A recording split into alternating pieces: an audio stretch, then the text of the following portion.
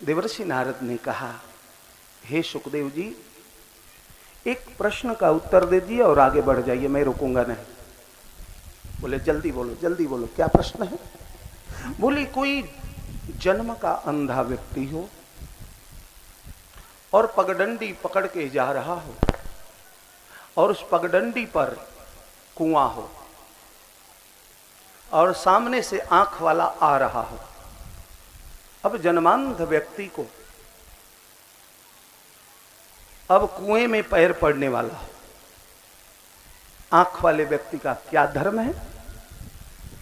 सुखदेव ने कहा कि ये तो मूर्ख भी बता दे, ये प्रश्न मेरे से क्यों हो? अरे आंख वाले का धर्म है, अंधा व्यक्ति यदि कुएं में गिर रहा है तो उसको बचा दे। 3 बार ताली बजा के ठहाका लगाए।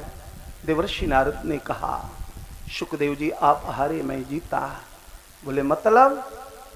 बोले परीक्षित भी अंधा है और श्राप रूपी कुएं में डूब के मरने वाला है। आप जैसा आंख वाला हो और परीक्षित रूपी अंधा श्राप रूपी कुएं में डूब के मर जाए। निरुत्तर हो गए सुखदेव जी महाराज।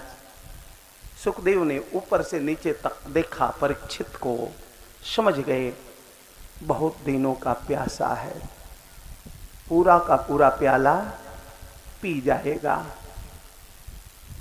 आसन लगा, व्यास गद्दी पर गद्दी नशीन हुए और एक ही प्रश्न किए हैं परीक्षित जी, आप गुरु बन गए हो, एक प्रश्न का उत्तर दे दो। जो व्यक्ति मरणासन हो गया हो, अब मरने ही वाला हो, उसे क्या करना चाहिए? इमरजेंसी वार्ड का नाम बताओ। भाई अस्पताल में अलग अलग विभाग होता है ना, और उस विभाग में एक वार्ड का नाम क्या है? Emergency ward. भाई गोली लग गई है, तुरंत उपचार चाहिए, देर हुआ तो ये हाथ धो देगा। सुखदेव ने कहा उस इमरजेंसी वार्ड का नाम है श्रीमद् भागवत कथा। तत्काल यदि उपचार कराना हो, रिलैक्स पाना हो, अकाल मृत्यु से बचना हो, श्राप से बचना हो, मृत्यु को सजाना हो, जीवन बिगड़ गया हो, मृत्यु पास में खड़ी हो और अब केवल मृत्यु को सजाने का मौका है हमारे पास, उसको श्रृंगार करने का साधन मात्र एक है, उसका नाम श्रीमद् भागवत कथा है। व्यास गद्दी लगी, गंगा की कलकल छल छल पावन पवित्र धारा के किनारा पर सुखदेव जी व्यास गद्दी पर बैठे, दीक्षा दिए परीक्षित को। हल्ला हो गया चारों तरफ। सुखदेव जो कभी ठहरते नहीं हैं, वो आज ठहर के भागवत कथा करने वाले हैं। जितने ऋषि मुनि महात्मा थे वो सारे लोग दौड़ दौड़ के आने लगे गंगा तट पे, जंगल में। अब पता लगा देवताओं को, सारे देवता भी आ गए, खचा खच लबालब पंडाल भरा हुआ है। चुपके से पीछे आके बैठ गए।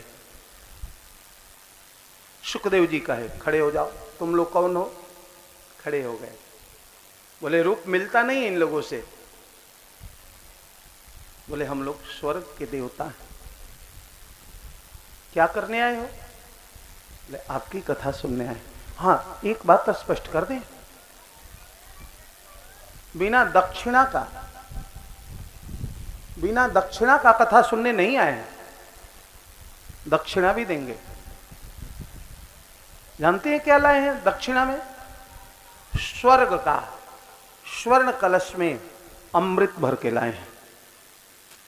आप कथा सुना दीजिए और हम लोग स्वर्ग का स्वर्ण कलश में भरा हुआ अमृत कथा के बदले में आपको दान कर देंगे। आंखें लाल लाल हो गई सुखदेव की। सुखदेव ने कहा, क्व सुधा क्व कथा लोके क्व कांचः क्व मणिर महान।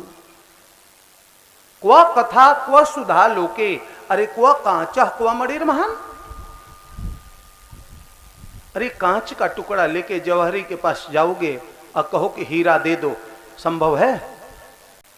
ऐसे ही ये जो तुम्हारा स्वर्ग का अमृत है ना, स्वर्ण कलश में भरा हुआ, वो कांच का टुकड़ा है।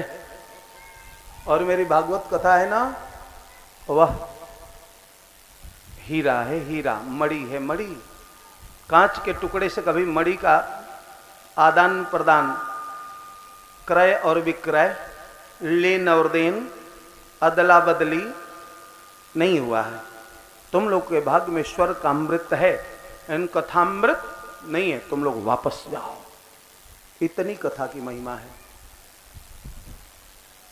मनुष्य जोनी और देव जोनी में क्या अंतर है, माताओं को समझाने के लिए तुम लोग नहीं समझ पाई होगी। अब फलारी बाबा के बाएं चांदी का ढेर लगा है और दाहिने लोहे का ढेर लगा है। आरती होने के बाद कहा गया कि प्रसाद के रूप में फलारी बाबा के बाएं चांदी, दाहिने लोहा है, लेके जाओ। क्या करोगे हो? लोहा उठाओगे ना? क्या उठाई बोलो? चांदी। तो स्वाभाविक बात है भाई। लेकिन फलारी बाबा बीच में बैठा है ना, और कहा कि जरा देखो दोनों के नीचे महीन अक्षर में क्या लिखा है। जैसे सिगरेट पीने वाले जरूर बैठे होंगे, सिगरेट पर क्या लिखा होता है? स्वास्थ्य के लिए हानिकारक है, और जलता भी नहीं है। कहां लिखा होता है? नीचे ना। वैसे दोनों जगह लिखा है। गेट पर पारस पत्थर से स्पर्श करवाया जाएगा। तो जितने चांदी लिए थे वो सब फेंक दिए। भीड़ टूट गई चांदी के तरफ। भीड़ किधर जुटी? लोहे के तरफ। क्यों जुटी? तो गेट पे जो पारस पत्थर है ना, चांदी से स्पर्श होगा तो चांदी रह जाएगा, लेकिन लोहा से स्पर्श होगा तो क्या होगा? वो बढ़िया बढ़िया हार बन जाए, बढ़िया बढ़िया गहना बन जाए, सोना हो जाएगा। मनुष्य जोनी लोहा है, देव जोनी चांदी है। ध्यान देना हमारी बात पर। चांदी पारस पत्थर से स्पर्श करेगी तो सोना नहीं बनेगी, लेकिन लोहा यदि स्पर्श कर दिया ना तो चांदी नहीं बनेगा, उससे कई कदम आगे निकलकर सोना बन जाएगा। ये सत्संग ही पारस पत्थर है। जीवात्मा ही लोहा है। जीवात्मा रूपी लोहा का यदि कथा और सत्संग रूपी पारस से स्पर्श हो जाए तो आवागमन के चक्कर से वह रहित हो जाता है। भगवान के चरणों में अस्थाई उसका निवास हो जाता है।